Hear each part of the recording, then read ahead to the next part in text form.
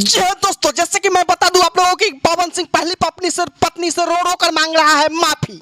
जैसे कि आप लोगों को सारा बात बताएंगे। आज वीडियो को लाइक कर दिएगा, चैनल को सब्सक्राइब करना नहीं भूलिएगा। तो चलिए वीडियो को विस्तार से स्टार्ट करते हैं। जैसे कि मैं आप लोगों को बता दूं, पवन सिंह की पहली पत्नी ज्योति सिंह से पवन सिंह रो रो कर माफी मांग रहा है। रो रो कर बहुत बुरा हाल हो चुका है पवन सिंह का। हाँ दोस्तों, जैसे कि मैं आप लोगों को बता दूं, पवन सिंह का एक बेवफाई सॉन्ग आया है जिसमें पवन सिंह की पत्नी रोते हुए लगता नजर आ रही है। साफ तौर पे आप देख सकते हैं पवन सिंह उससे रो रो कर माफी मांग रहा है, लेकिन पवन सिंह को आप घसीट कर ले जाएंगे कोर्ट तक। आप क्या लगता है कि पवन सिंह इस केस में बहुत बड़ा गुनाह कर चुका है? अब पवन सिंह फंस रहा है बुरी तरह से।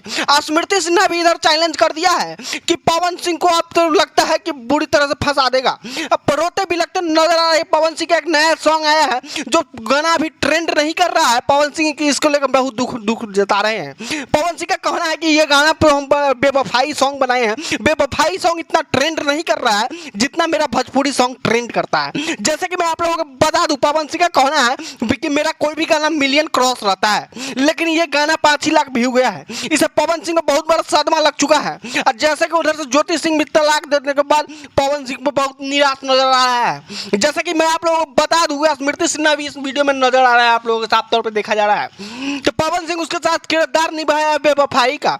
पवन सिंह का पत्नी रोते भी लगते नजर आ रही है इस वीडियो में। साफ तौर पे आप देख सकते हैं। जैसे कि पवन सिंह का कहना है कि मैं कुछ नहीं किया है, तुम टेंशन नहीं लो, मैं हूं जब तक तुमको कोई टेंशन लेने की जरूरत नहीं है। तो पवन सिंह किरदार निभाया है बेवफाई का।